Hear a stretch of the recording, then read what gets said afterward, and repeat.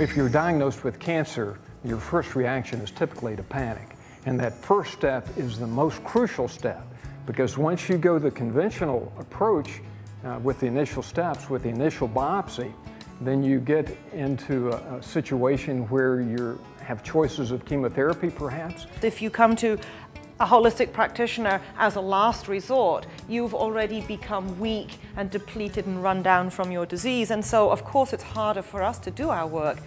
But even more is the fact that you've become weak and depleted and run down from many of the treatments. When you do an integrative approach, do testing of the biopsy tissue right at the start. Find out which chemotherapy is going to work. Ideally, you get your patients first, you map out the entire integrated treatment plan, including their chemos, including their other drug interventions and so on, so that you're not having to do this third line of relieving side effects.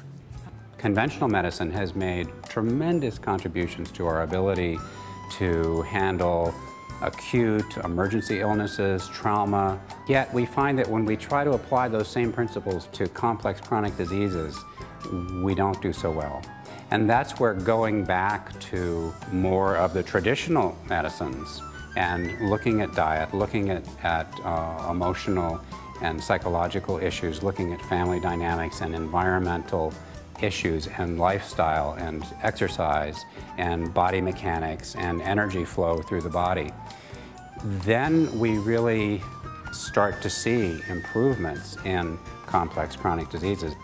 What has been termed integrative oncology, I really like the term collaborative oncology better. I think it really describes the process of collaborating with diffuse areas. And within the conventional approach, there's of course collaboration between oncological surgeons and medical oncologists and radiation oncologists and social workers and nutritionists and so forth. And I've just expanded that horizon, collaborating with herbalists, acupuncturists, and energy medicine specialists, psychotherapists. So I think there's really a broad range of possibilities with collaborative medicine. Utilizing support with nutraceuticals, with botanicals, herbs that can give vitality, and herbs that bolster the immune system so that your immune system can take care of the job. When I first started to glimpse the depth and breadth of botanical medicine, I was just astonished. And it's like this sort of secret corner of the world. Bringing together a fusion of these things is truly the art of medicine and the art of healing. So ETMS is the approach that I utilize in treating my integrative cancer patients, because it's a holistic approach that looks at the patient's environment, that looks at the patient's energy, and then looks separately at the cancer energy.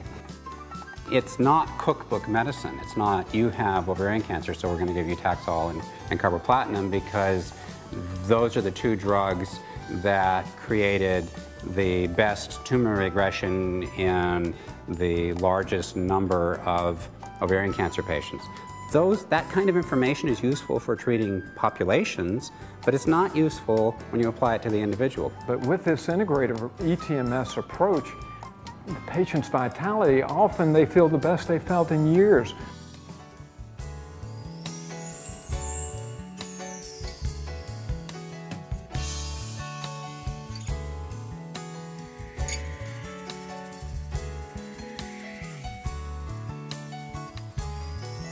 Because it is a collaboration from people who have expertise in many different areas, with the focus being the maximizing the well-being and the outcomes of the patient.